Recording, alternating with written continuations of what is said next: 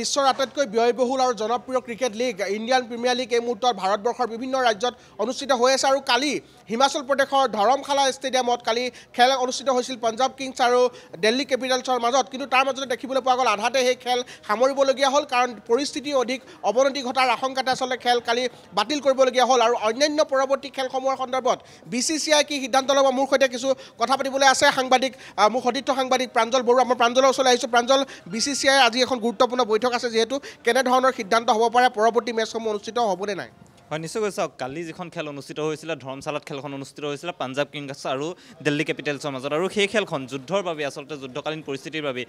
light বন্ধ কৰি দিয়া হৈছিল আৰু আধাতে এই খেলখন বন্ধ কৰি দিয়া হৈছিল আৰু তাৰ পিছতে BCCI ফালৰ পৰা কোৱা হৈছিল যে এই যি খেল পৰৱৰ্তী পৰ্যায়ত খেলসমূহ হ'বনে নহয় IPLৰ যিসমূহ বাকী থকা খেল সেই খেলসমূহ অনুষ্ঠিত হ'বনে নহয় সেই সন্দৰ্ভত আজি সিদ্ধান্ত লোৱা হ'ব আৰু চৰকাৰৰ যি নিৰ্দেশ চৰকাৰৰ নিৰ্দেশ তেওঁলোকে মানি চলিম বুলি কৈছে আৰু BCCI উপসভাপতিগৰাকীয়ে কালি এটা কথা কৈছে যে খেলুৱৈসকলৰ সুৰক্ষাৰ দিশটোত যথেষ্ট গুৰুত্ব দিয়া হ'ব খেলুৱৈসকলৰ সুৰক্ষাৰ কথা ভবা হ'ব আৰু চৰকাৰে যেনেধৰণে কয় চৰকাৰে যি কয় তাকেই মানি চলিব BCCI আৰু এই সন্দৰ্ভত IPLৰ পৰৱৰ্তী মেচসমূহৰ সন্দৰ্ভত আজি যিহেতু এখন বৈঠক অনুষ্ঠিত হ'ব আৰু এই বৈঠকতে সিদ্ধান্ত ল'ব পৰৱৰ্তী মেচসমূহ কি কৰা হ'ব বা বন্ধ কৰি দিয়া হ'বনে নে কিছুদিনৰ বাবে স্থগিত কৰা হ'ব সেই সন্দৰ্ভত সিদ্ধান্ত লোৱা হ'ব আৰু আন এটা কথা হৈছে যে কালি যিগৰাকী উপসভাপতি আছে উপসভাপতিগৰাকীয়ে কৈছে যে আমাৰ বাবে যিসকল খেলুৱৈ আছে খেলুৱৈসকলৰ লগতে অনুৰাগীসকলৰ যি সুৰক্ষা সেই সুৰক্ষাটো যথেষ্ট গুৰুত্বপূৰ্ণ সেইবাবে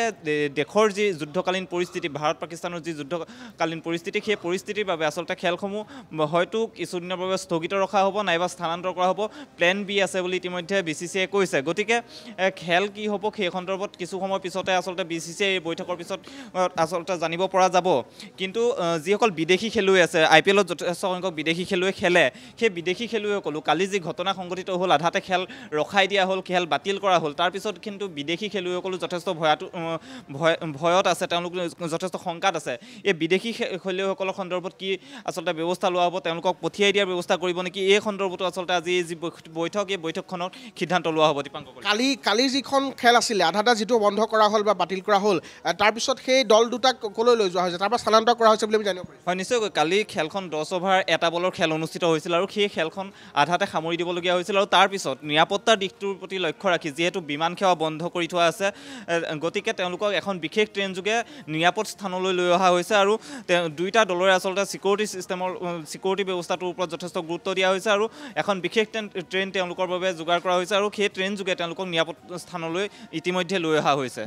অংকিতা আচলতে এই সংকটৰ সময়ত এই স্পৰ্শকাতৰ সময়ত কোনো ধৰণৰ যাতে ৰং ৰহস্য কৰি দেশবাসী যাতে ব্যস্ত হৈ নাথাকে কাৰণ এই সময়ছোৱাত আমি ভাৰতীয় সেনাক সকলোৱে সমৰ্থন কৰা সাহস দিয়া উৎসাহ দিয়াৰ প্ৰয়োজন আছে গতিকে তাৰ বাবে দেখিবলৈ পোৱা গৈছে ক্ৰীড়াৰ ক্ষেত্ৰতো ইয়াৰ প্ৰভাৱ পৰিছে আৰু বৰ্তমান সময়ত আজি BCCIৰ যিখন বৈঠক অনুষ্ঠিত হ'ব এই বৈঠকখনত কেইবাটাও গুৰুত্বপূৰ্ণ সিদ্ধান্ত গ্ৰহণ কৰা হ'ব পৰৱৰ্তী IPL মেচসমূহক লৈ